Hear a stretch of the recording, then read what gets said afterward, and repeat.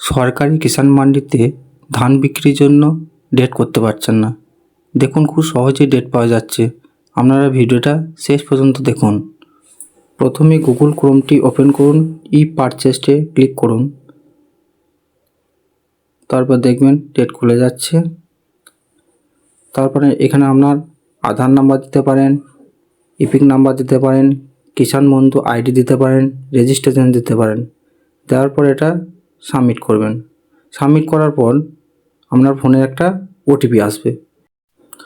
6 সংখ্যার একটা ওটিপি যাবে। সেই ওটিপিটা ঠিক এই বক্সে লিখে দেবেন, দেখে সঠিকভাবে লিখবেন। লেখার পর ভ্যালিড ওটিপি করবেন।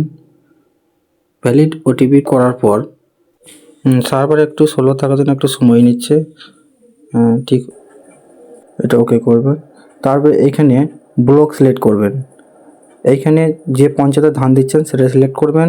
এখানে জেলাটা, এই যে লাল বক্সগুলো দেখছেন এগুলো ফুল বুকিং দেখাচ্ছে, কিন্তু যে কোনো একটা ডেটকে সিলেক্ট করবেন। সিলেক্ট করার পর সাবমিট করবেন।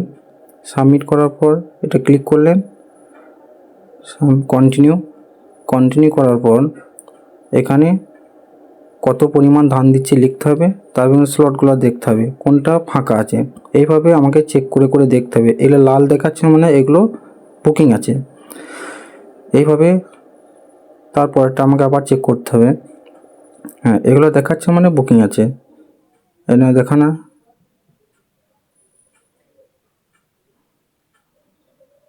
এগুলো সব বুকিং দেখাচ্ছে। তাহলে দেখুন এটা বুকিং দেখাচ্ছে। এইভাবে আমাদেরকে চেক করে যেতে হবে।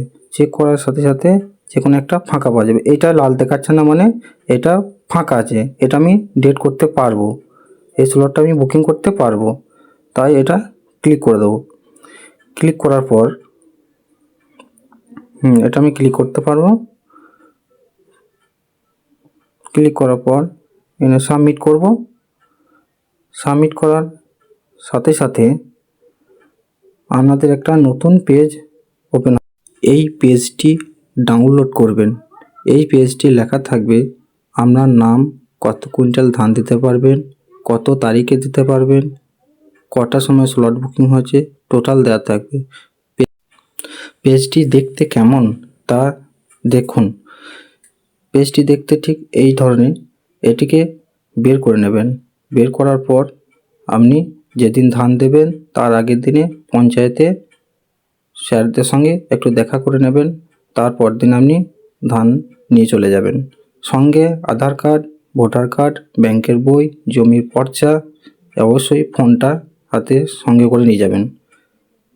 অসংখ্য ধন্যবাদ ভিডিওটা শেষ পর্যন্ত দেখার জন্য। আবার আসবো নেক্সট ভিডিও।